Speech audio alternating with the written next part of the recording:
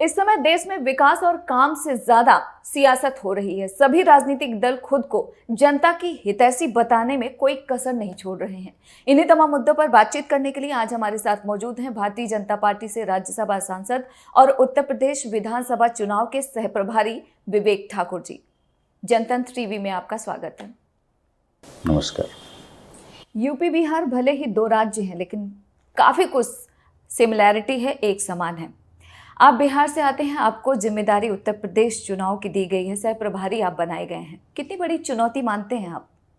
देखिए, चुनाव कोई भी गंभीर ही रूप से लेना है जो चाहिए, और भारतीय जनता पार्टी हर चुनाव को जीतने के लिए ही लड़ती है। तो चुनाव तो चुनौती होता ही है और हम सहर्ष स्वीकार करके रण में उतरते हैं।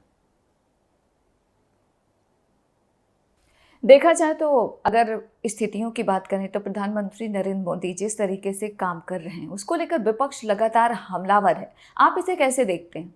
विपक्ष की स्थिति वही है कि अ ग्रुप ऑफ पीपल हो गया है और हिंदुस्तान की जनता जो है वो एक अलग है। तो प्रधानमंत्री का सरोकार, संपर्क, संवाद और संवेदनशीलता जो है वो हिंदुस्तान की जनता से, और ग्रुप ऑफ पीपल जो है ये मतलब इंटरेस्ट आधारित राजनीति करने की आदत रहेगी। और प्रधानमंत्री के नेतृत्व में केंद्र सरकार जो है जनता आधारित राजनीति करती है।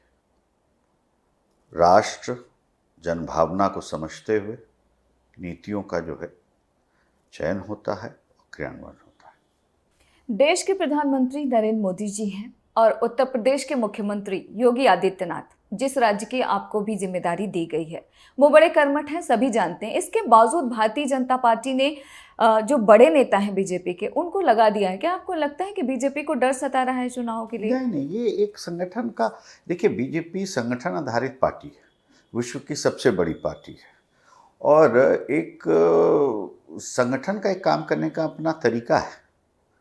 तो इसमें इस तरह से नहीं देखना, आज से नहीं वर्षों से, मतलब दशकों से आप देखिएगा कि चुनाव आता है तो देश भर के कार्यकर्ता विभिन्न रोल और रिस्पॉन्सिबिलिटी उनको दिया जाता है, जिसके तहत अपना काम का निर्वहन करते हैं जो भी चुनावी राज्य होता है।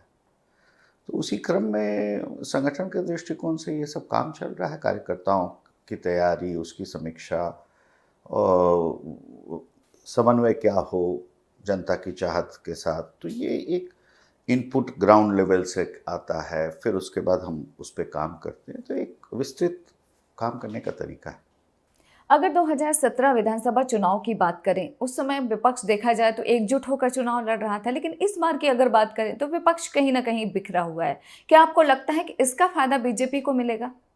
देखिए, वो विपक्ष से आप पूछिए कि कब मिलते हैं, कब बिखरते हैं, ये सब राजनीति उनका काम है। भारतीय जनता पार्टी अपने काम पर विश्वास करते हुए जनता के बीच में चुनाव में जाती है।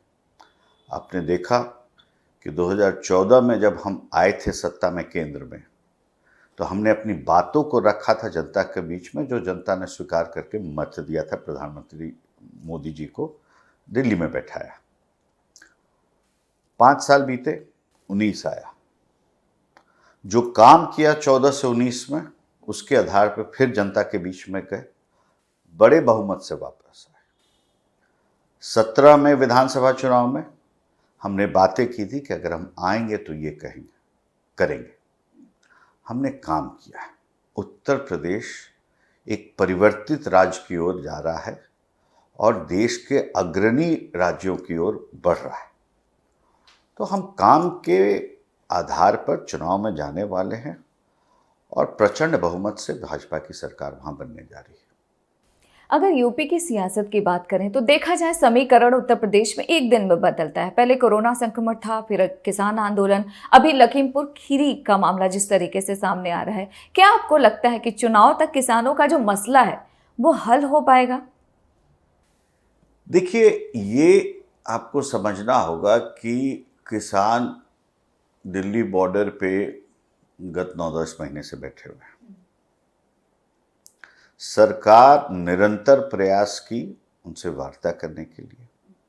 जो प्रावधान हैं कृषि कानून के, उस पर वो चर्चा करने को तैयार नहीं होते हैं। ये अगर हो कि ये है कानून, क ख ग, इस पर चर्चा आप करिए, तो वो नहीं तैयार होते हैं। ये एक बहुत बड़ा आयोजन प्रायोजन का चीज़ है। लंगर चल रहा है, घी आधारित खाना चल रहा है, सब कुछ चल रहा है, वहाँ पर बाल बनाने वाले बैठे हुए हैं। एक व्यवस्था है। किसी भी व्यवस्था को आप घर में ही किसी को भोज पे बुलाते हैं तो एक खर्चा होता है, एक तैयारी होती है। और ये अगर निरंतर 10 महीने चले तो स्वाभाविक है कि कहीं ना कहीं से इसका बहुत बड़ा फंडिंग हो रहा है। तो क्या आपको लगता है कि किसान आंदोलन राजनीति से प्रेरित है? पूरी तरह से। इसमें बात का कितना दौर चला, बात मुद्दों पे करने के लिए क्यों नहीं तैयार होते, वहां उनको प्रेरित करने वाले कौन कौन लोग जाते हैं।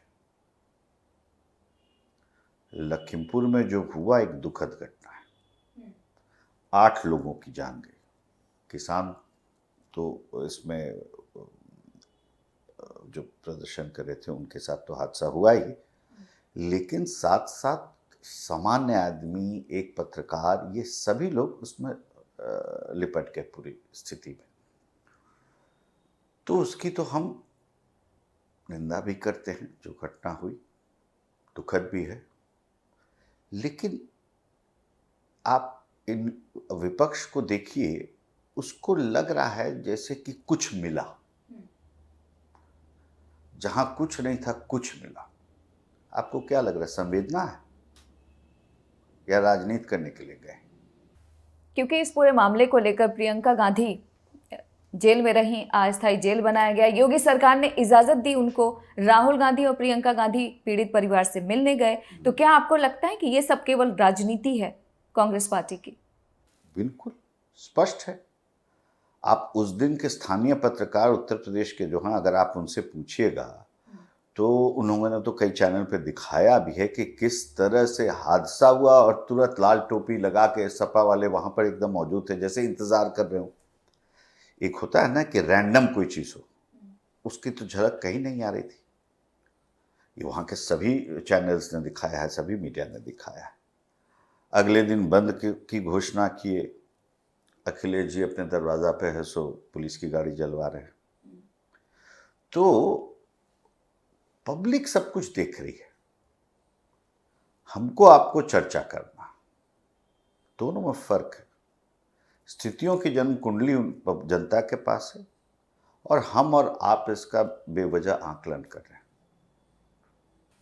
इसके अलावा अगर आपकी बात करें तो आपको वो क्षेत्र मिला है, योगी जी का गोरखपुर क्षेत्र मिला है, वहाँ की जिम्मेदारी मिली है। अगर आपके पिताजी की बात करें तो पूर्वांचल में लोग बहुत ज़्यादा इज्जत करते हैं। क्या आपको लगता है कि आपकी जो राजनीतिक विरासत है उसका फायदा मिलेगा आपको चुनाव में? देखिए, मैं 27-28 साल का बीजेपी का कार्यकर्ता हूँ।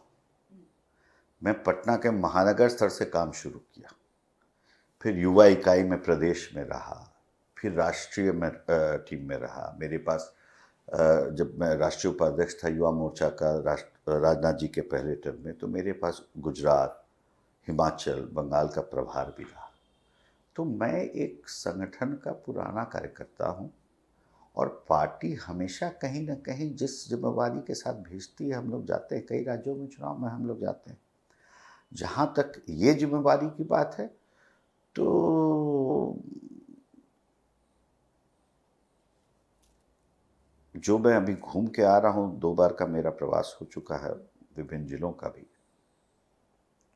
उत्साह है जनता में।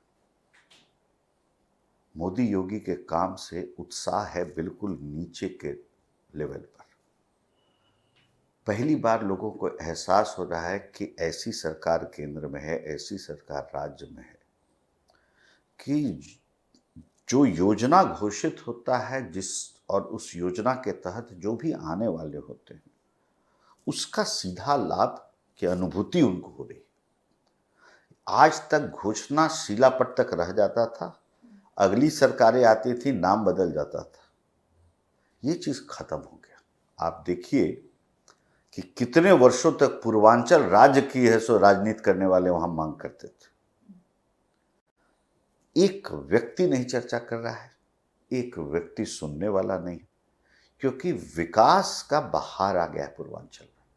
आप यही समझिए ना कि प्योर पूर्वांचल के मुख्यमंत्री उत्तर प्रदेश, प्योर पूर्वांचल के सांसद भारत के प्रधानमंत्री। तो पूर्वांचल तो एक विकास में एक नई ऊंचाई की ओर बढ़ते जा रहा है। तो बहुत ही सुखद परिणाम होंगे। आप नई पीढ़ी से आते हैं, आपकी सोच नहीं है, और आप जिस राजनीतिक परिवार से आते हैं वह उसका लोहा जनता मानती है, पूर्वांचल की जनता। आपको क्या लगता है कि आज की तारीख में जो देश की जनता है, राज्य की जनता है, उसको वोट जाति और धर्म के आधार पर देना चाहिए या फिर विकास और काम के आधार पर? विकास और काम। हमने तो जाति और धर्म की राजनीति भी नहीं की है। अगर आप मतलब प्रधानमंत्री मोदी का देश को नेतृत्व जो 14 से प्राप्त हुआ है, उसके पहले भी वो गुजरात में भी उतने दिन मुख्यमंत्री रहे। अब 20 साल उनका हो गया सामाजिक राजनीतिक जिंदगी का पदों पर रहते हुए। हमेशा उन्होंने एक ही ध्येय से काम किया है, जिसमें कि पहले भी गुजरात के प्रदेश में भी जब थे तो सबका साथ सबका विकास था उनका ध्येय, उस आधार पर काम किया। आज तक हमारी वहाँ सरकार चल रही है। कोई विपक्ष का एकत्रीकरण कभी न हुआ हो, प्रयास नहीं हुआ, उल्टा पुल्टा, ये सब कई बार हो चुका। लेकिन मैंने जैसा शुरू में कहा ना कि जनता का विश्वास ये नेतृत्व में जब रहता है तो जातीय बंधन टूटती है। और यही प्रधानमंत्री मोदी जी का नेतृत्व का ये बहुत ही बड़ा पूरा मतलब गवर्नेंस का पैटर्न इसी बेसिस पर है। वक्त हुआ है एक छोटे से ब्रेक का। ब्रेक के बाद भी हम बात करेंगे बीजेपी नेता विवेक ठाकुर से।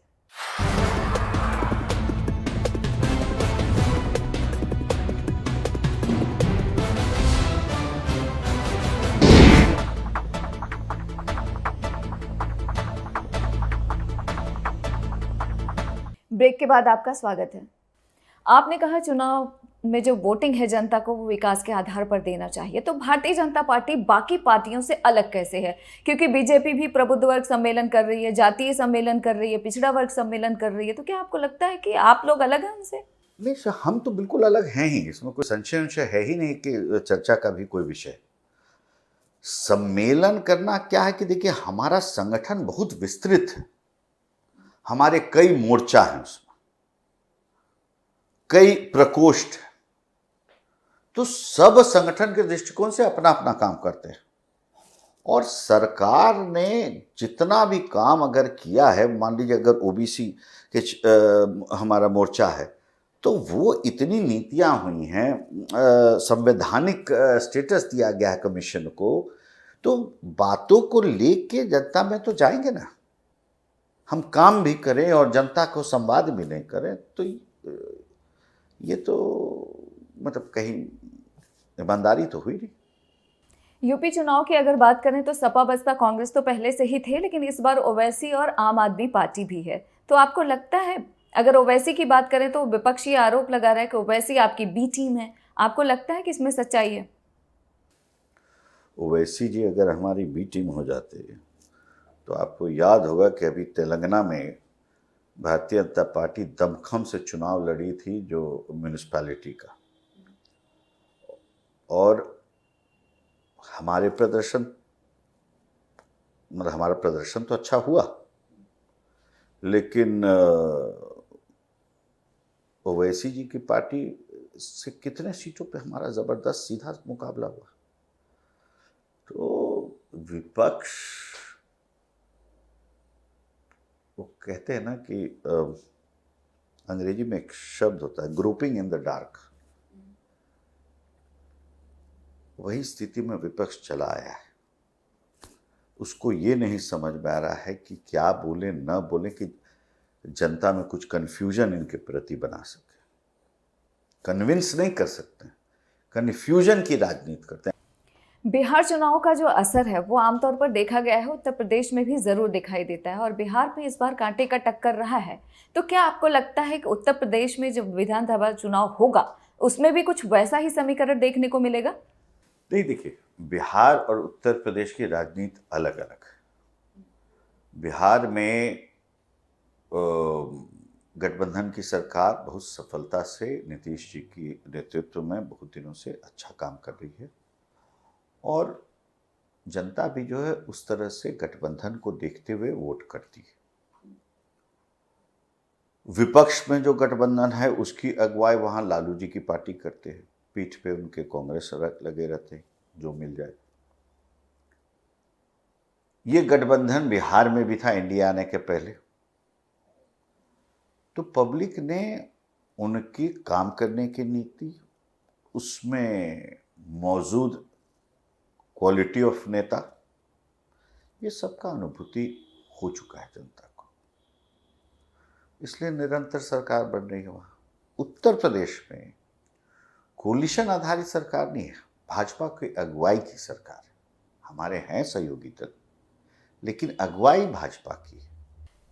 योगी आदित्यनाथ और मुख्यमंत्री नीतीश कुमार में से आपके हिसाब से बेस्ट सीएम कौन है? अगर किसी एक को चुनना हो तो किसे चुनेंगे? नहीं, देखिए, ये आप इस तरह से कर ही नहीं सकते हैं कि विश्व का सबसे बढ़िया प्रधानमंत्री कौन है।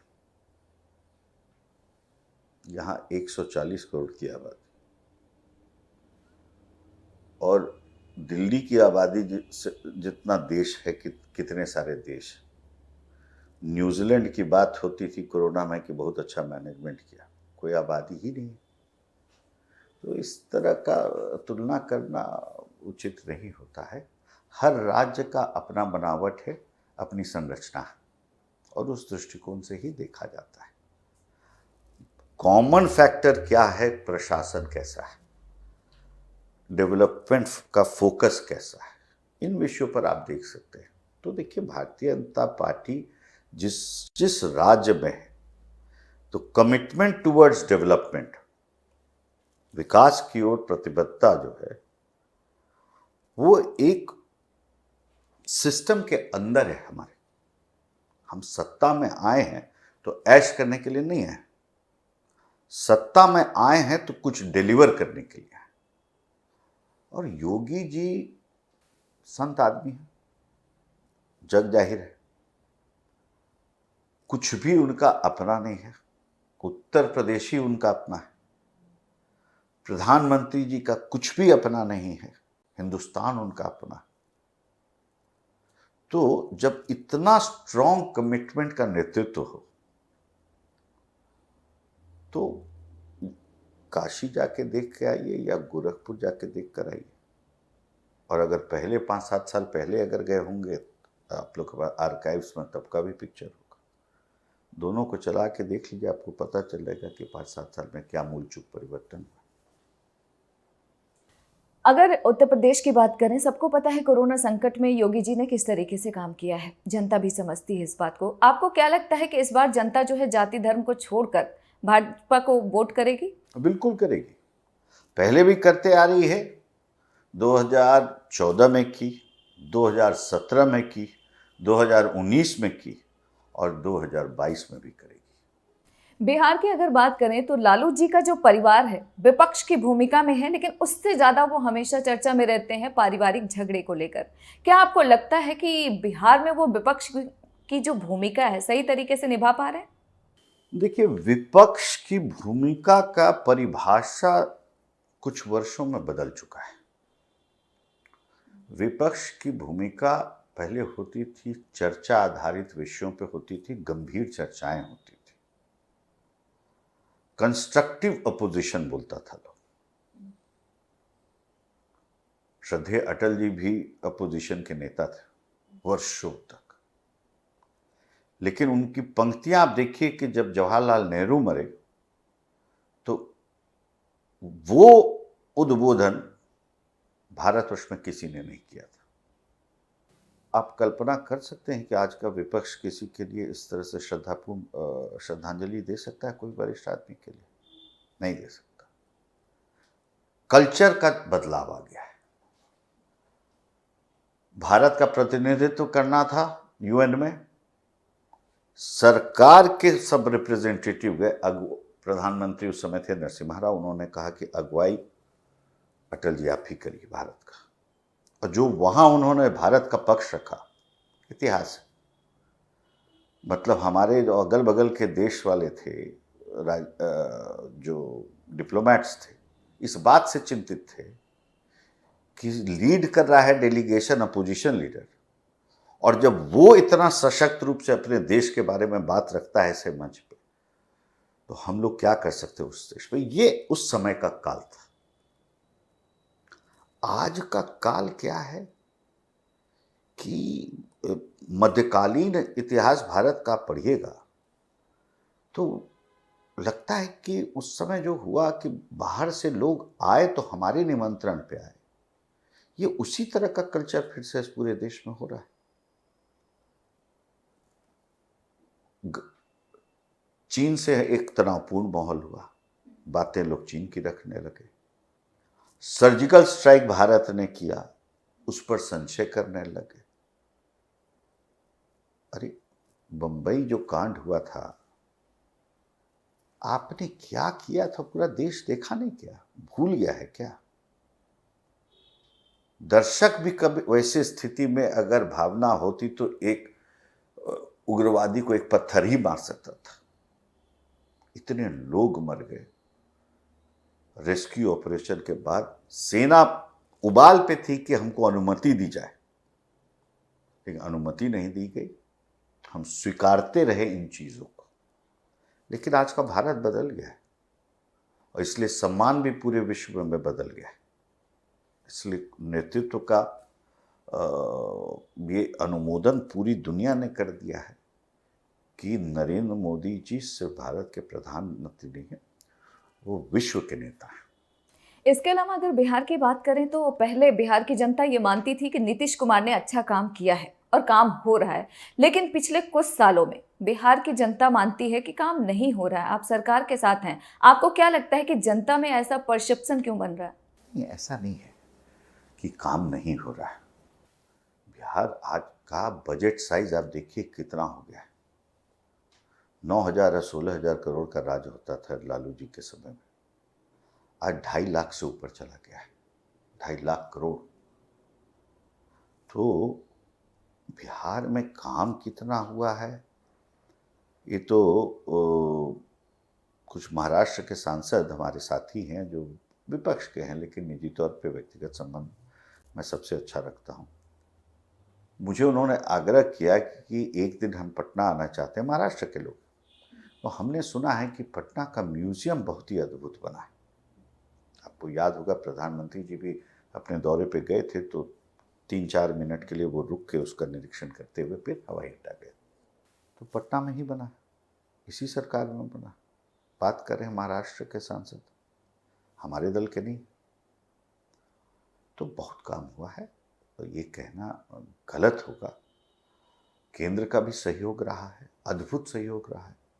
पटना में गैस पाइपलाइन बिछ गया, अब शुरू होने वाला है। ये सब थोड़ी आधुनिक चीज की कल्पना कहाँ कोई कर पाता था। आखिरी सवाल, उत्तर प्रदेश के चुनाव में वो कौन से मुद्दे होंगे जिसको लेकर बीजेपी जनता के बीच में जाएगी? विकास का अगला चरण, उत्तर प्रदेश के विकास का मूल चूक परिवर्तन का काम हमने करने कोशिश किया है ये 5 साल में, और इंफ्रास्ट्रक्चर हमने ले किया है, जिसको कहते हैं कि फ्लाइट का ऑफ डेवलपमेंट, विकास की नई छलांग जॉब लगानी है, नींव रखा गया। अब इमारत को और ऊंचा बनाना है।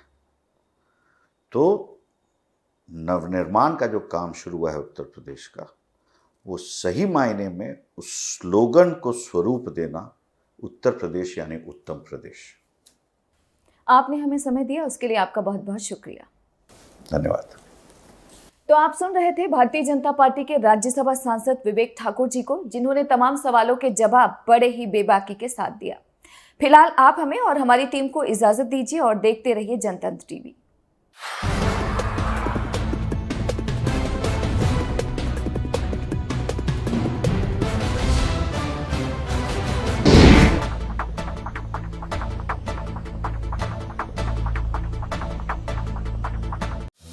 खबरों के निष्पक्ष विश्लेषण के लिए सब्सक्राइब करें Jantantra TV and press the bell icon. Never miss any update.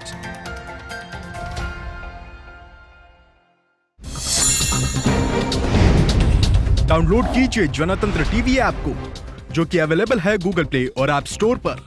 अधिक जानकारी के लिए अभी डाउनलोड करें।